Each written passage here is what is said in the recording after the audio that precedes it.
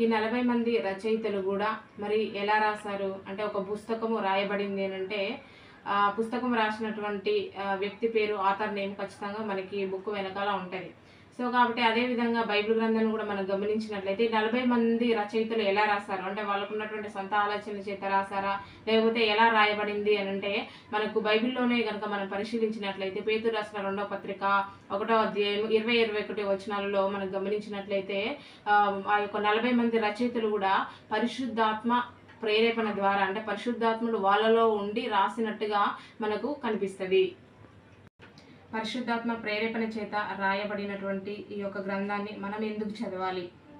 బయట మనం ఎవరినైనా అడగమనుకోండి బైబిల్ ఎందుకు చదువుతున్నారు అంటే ఒక్కొక్కరు ఒక్కొక్క విధంగా రీజన్స్ చెప్తూ ఉంటారు. సో కానీ మనము వాక్యానుసారంగా ఆలోచిస్తే అసలు మనం ఎందుకు వాక్యాన్ని చదవాలి అని అంటే యోహాను సువార్త 5వ అధ్యాయం 39వ వచనాన్ని ఒకసారి చదువుకుందాము. లేఖనముల యందు మీకు నిత్య జీవము గలదని తలంచుచో వాటిని పరిశోధించుచున్నారు, అవే నన్ను గుర్చి సాక్ష్యం ఇచ్చుచున్నవి. ఏంటిదంటే లేఖనం అంటే దేవుని యొక్క వాక్యము. లేఖనముల యందే నిత్య జీవము ఉందనేసి ఇక్కడ తెలియజేస్తుంది. అంటే లేఖనం అంటే దేవుని యొక్క వాక్యము. వాక్యములోనే నిత్య జీవము ఉంది.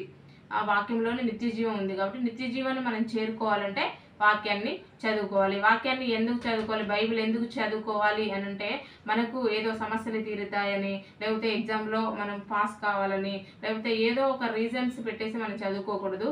దేనికోసం మనం వాక్యాన్ని చదువుకోవాలంటే నిత్య జీవం చేరుకోవడం కోసం వాక్యాన్ని చదువుకోవాలి. మరి వాక్యంలో నిత్య జీవం ఎలా ఉంది అని అంటే కీర్తనల గ్రంథము 119వ అధ్యాయము 11వ వచనాన్ని గమనించినట్లయితే నీ ఎదుట నేను పాపము చేయకుండానట్లు నా హృదయములో నీ వాక్యము ఉంచుకొని ఉన్నాను. మనము పాపము చేయకుండా ఉండాలి అని అంటే దేవుని యొక్క వాక్యం మన హృదయంలో ఉండాలి అంట. దేవుని యొక్క వాక్యం మన హృదయంలో ఉంటే మనం పాపం చేయలేము. దేవుని యొక్క వాక్యం మన హృదయంలో ఉంటే మనం ఎలా పాపం చేయలేము అని అంటే దేవుని యొక్క వాక్యం మన హృదయంలో ఉంటే మనము ఏదైనా అబద్ధాలు ఆడాల్సినటువంటి పరిస్థితి వచ్చిందనుకో, దొంగతనం చేయాల్సినటువంటి పరిస్థితి వచ్చిందనుకో, ఆ పరిస్థితుల్లో ఒకవేళ దేవుని యొక్క ఆజ్ఞలు మనకు తెలిసినట్లయితే ఏంటిది అబద్ధం ఆడకూడదు, దొంగతనం చేయకూడదు, వ్యభిచారం చేయకూడదు, ఇవన్నీ కూడా ఏంటంటే దేవుని యొక్క ఆజ్ఞలు. ఈ యొక్క ఆజ్ఞలు మన హృదయంలో ఉంటే మనము ఒకవేళ దొంగతనం చేయాలని వెళ్ళినా కూడా అక్కడికి వెళ్ళినప్పుడు దేవుని యొక్క వాక్యాన్ని మన హృదయంలో ఉంటే పరిశుద్ధాత్ముడు మనల్ని ఆ యొక్క మిస్టేక్ అనేది చేయనీయడు. సో కాబట్టి పరిశుద్ధాత్ముడు ఆ యొక్క మిస్టేక్ చేయనీయకుండా ఉండడం వల్ల మనం ఏంటిది ఆ పాపాన్ని మానేసిన వాళ్ళము అవుతాము. సో కాబట్టి పాపము చేయని వాళ్ళు నిత్య జీవానికి వెళుతారు. ఎవరైతే పాపము చేస్తారో మనకి ప్రకటన గ్రంథం 21వ అధ్యాయం 8వ వచనంలో ఎవరెవరు ఉన్నారు అక్కడ?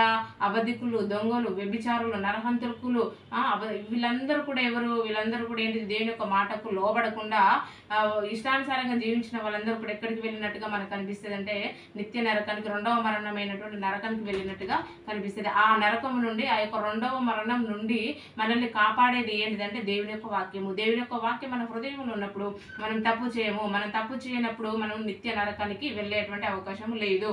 మనం తప్పు చేయనప్పుడు ఎక్కడికి వెళ్తామంటే నిత్య జీవానికి వెళ్తాము. సో కాబట్టి దేవుని యొక్క వాక్యంలో నిత్య జీవం ఎలా ఉంది అని అంటే దేవుని యొక్క వాక్యాన్ని మనం నేర్చుకోవడం వల్ల, వాక్యానుసారంగా మనం పాటించడం వల్ల మనం మరణించిన తర్వాత మన నిత్య జీవానికి వెళ్ళేటువంటి అవకాశం ఉంది. సో ఒకటి మనల్ని నిత్య జీవాన్ని నడిపించేది ఏంటంటే దేవుని యొక్క వాక్యము మాత్రమే.